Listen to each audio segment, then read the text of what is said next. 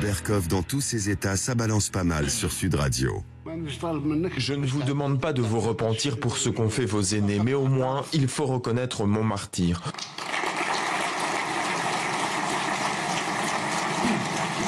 Le martyr de la résistance, le martyr de la lutte armée. Les milliards de dollars ne vont pas me le rendre, et sa valeur est beaucoup plus élevée que n'importe quelle somme d'argent.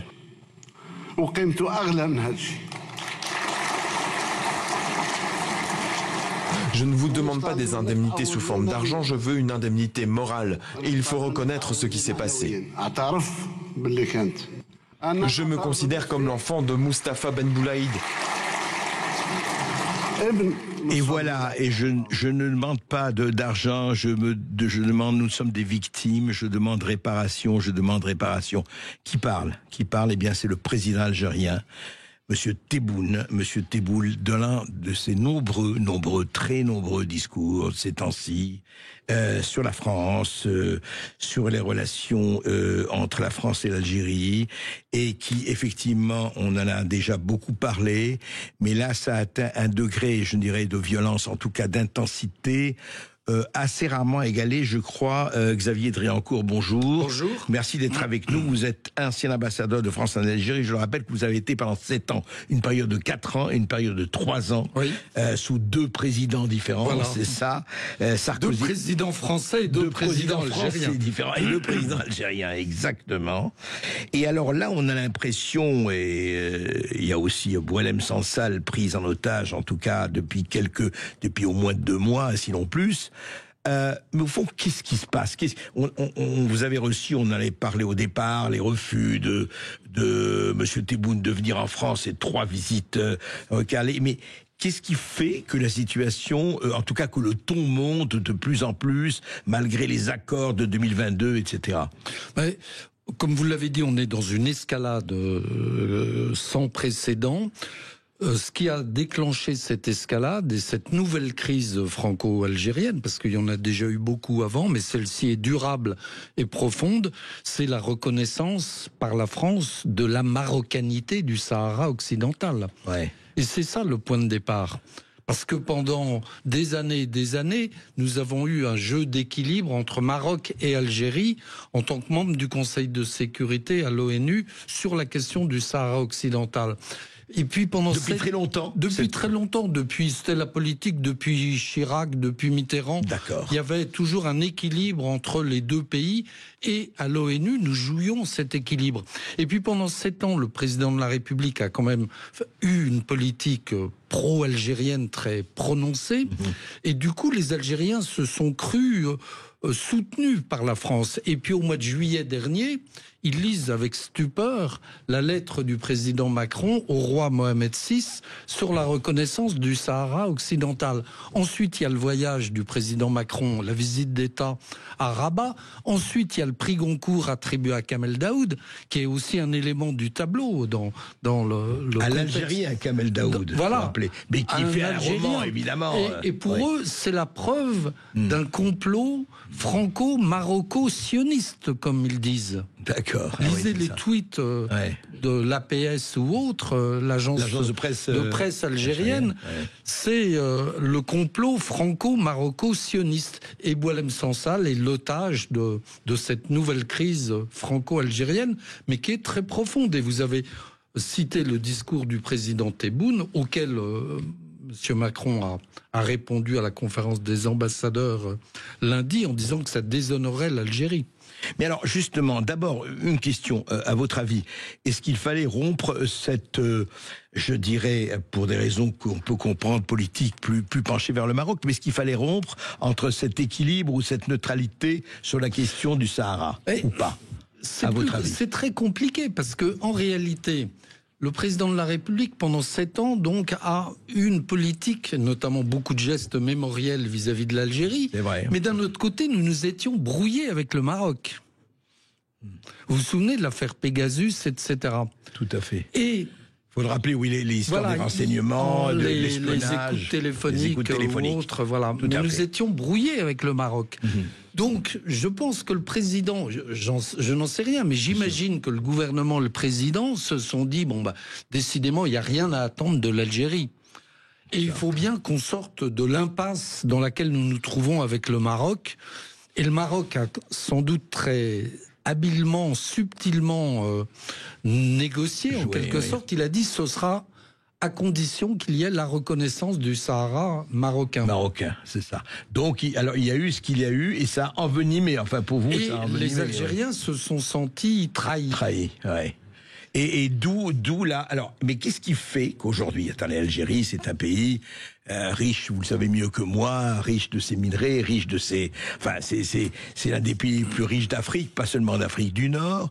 Mais qu'est-ce qui fait cette obsession française? Qu'est-ce qui fait que depuis des semaines, des mois, voire des années, alors je veux bien le passé de l'Algérie et de la France, on le connaît, mais qu'est-ce qui fait que c'est devenu à ce point obsessionnel, à ce point monocolore, je dirais?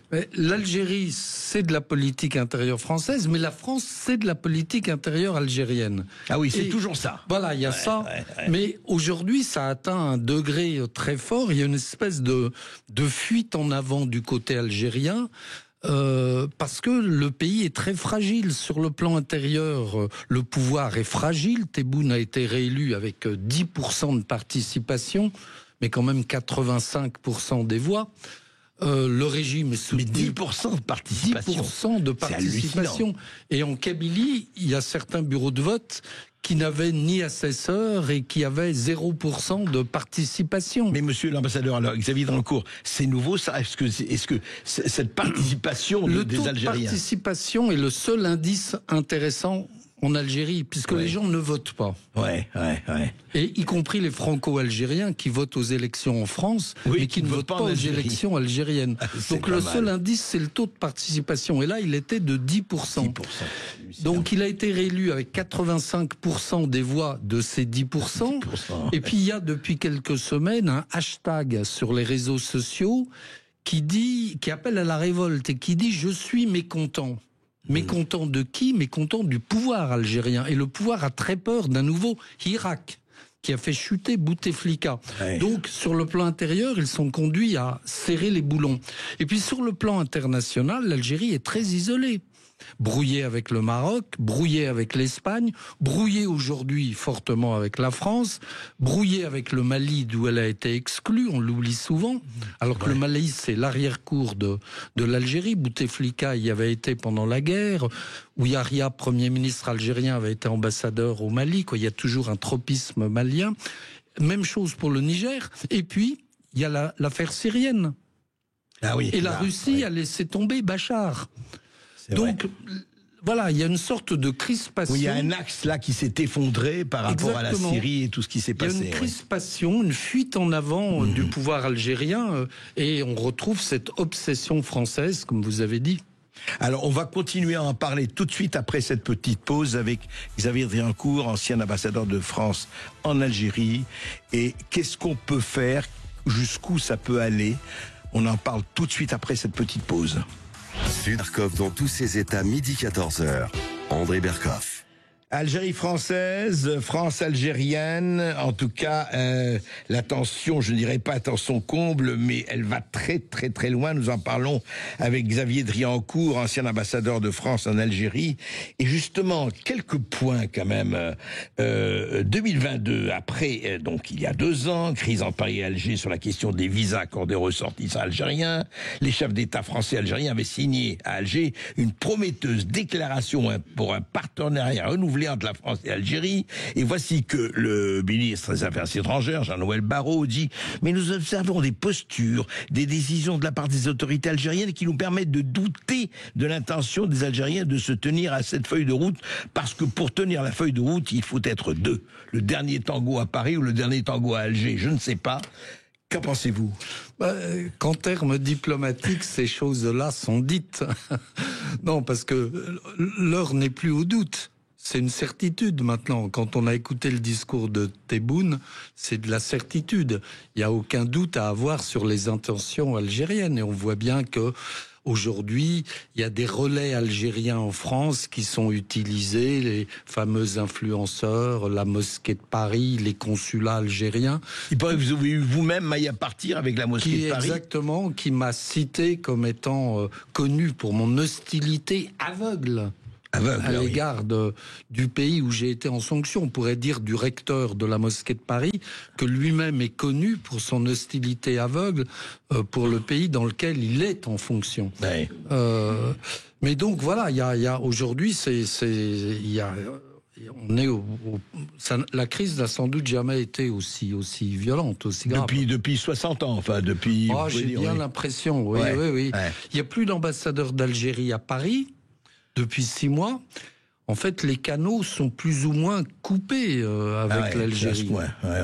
Et alors justement, et on va loin, parce que ce qui est quand même extraordinaire, c'est qu'on revive. Je rappelle que l'Algérie était indépendante, je le dis depuis 1962, si mes souvenirs sont bons et si ma mémoire est bonne, eh bien le président Tebboune dénonce les mensonges sur l'Algérie et il accuse la France d'avoir commis un génocide dans son pays. Oui, tout à fait. C'est pas loin, c'est génocide. Oui, génocide. Alors il a rappelé les enfumades de Bugeaud, les essais nucléaires, le génocide, tout y est passé. On doit être maintenant, parce que chaque année ça augmente ou chaque mois ça augmente, on doit être à 5 ou 6 ou 6,5 millions de martyrs aujourd'hui. À chaque discours, le chiffre augmente. À chaque discours, oui, le chiffre est actualisé. Et puis alors, autre chose... le génocide, ça a une signification juridique définie à Nuremberg. Ça veut dire qu'il fallait éliminer le peuple algérien, avoir la volonté, l'intention de l'éliminer, ce qui n'était pas le cas de la colonisation française et anglaise ou américaine. Exactement, y compris... C'est un phénomène du 19e siècle, du 18e siècle. Et on peut dire tout le mal qu'on veut et justifier quelquefois, mais il n'y avait pas de génocide et d'intention de tuer. C'est pour ça que ce discours est quand même un tournant de la part des autorités. Et à ce discours s'ajoute Paris. On demande à Paris de venir nettoyer les sites des essais nucléaires réalisés par la France dans le Sahara algérien entre 1960 et 1966. Oui, parce qu'il y a eu des essais nucléaires, comme vous le savez, faits au Sahara avec l'accord du gouvernement algérien. Oui, c'est vrai. Avec l'accord du gouvernement algérien. Et le président Tebboune me l'a rappelé lui-même dans un entretien que j'ai eu avec lui. Oui. Il m'a dit, oui, il y a cette question des essais nucléaires, mais je reconnais que c'était avec l'accord du gouvernement algérien, ça fait partie des accords d'Évian. Et puis maintenant, ils demandent... Et maintenant, ils disent, ce qui n'était pas dans les accords d'Évian, de payer ou de réparer. Oui, Donc on voit bien qu'il y a pas de pays. Oui. Il y a une des histoires actuelles. Et à votre avis, alors, on peut en sortir comment de cette histoire ? Ça va être très compliqué, en tout cas. Effectivement, soit... Est-ce qu'on montre, est-ce qu'on montre, est-ce qu'il y a un rapport de force à montrer, comme on le montre, on en a parlé plus tôt, pour les plateformes numériques et le problème de X, la liberté, etc. Ou qu'est-ce qu'on fait ? Soit nous continuons dans l'espèce de non-dit actuel, encore que le président de la République a parlé du déshonneur algérien, soit nous cherchons un rapport de force avec l'Algérie. Mais est-ce que nous le voulons vraiment ? Et dans cette hypothèse, il y a un certain nombre de mesures pratiques que l'on pourrait prendre. Comme par exemple ? Par exemple, réduire le nombre de visas. On est aujourd'hui à peu près à 300 000 visas. Par an. Oui. On peut les réduire. Alors, évidemment, c'est pas très... élégant, si je puis dire, parce qu'on prend les Algériens en otage, mais eux, ils prennent des otages également. Et encore, il faudrait que l'Espagne et l'Italie n'accordent pas de visa, se mettent d'accord avec nous, parce que Schengen permet... Bien sûr. Mais on peut dénoncer un échange de lettres de 2007 entre Kouchner et son homologue algérien, qui exempte de visa les titulaires algériens de passeports diplomatiques. Et ça, il peut être dénoncé avec un préavis de 3 mois. On peut dénoncer l'accord de 68, dont on a déjà beaucoup parlé ici. On peut regarder un peu ce qui se passe du côté des circuits financiers, immobiliers algériens en France. Le dinar algérien est inconvertible. Inconvertible. Inconvertible. Vous allez dans un bureau de change ou une banque, vous achetez des dirhams marocains. Oui. Mais demandez des dinars algériens, on vous dira Kezako. Ah oui, c'est extraordinaire ça. Donc il y a un cours parallèle sur le marché noir algérien. Ouais. Les chauffeurs de taxi algériens vous changent des dinars, mais il n'y a pas. Le dinar est inconvertible. Donc on pourrait regarder un peu tout ça, tous ces circuits financiers. Il y a l'accord de sécurité sociale avec l'Algérie, bien sûr, qui jumelé avec l'accord de 68. Les milliers de centenaires qui sont de 123 ans, qui sont encore en activité. Il y a un certain nombre de dispositions. Eh bien, écoutez, on en reparlera, hélas encore, parce que le feuilleton n'est pas fini et on aurait envie d'en rire, de peur d'être obligé d'en pleurer. Merci beaucoup pour vos éclaircissements. Voilà. Vous aviez Merci, rien au revoir.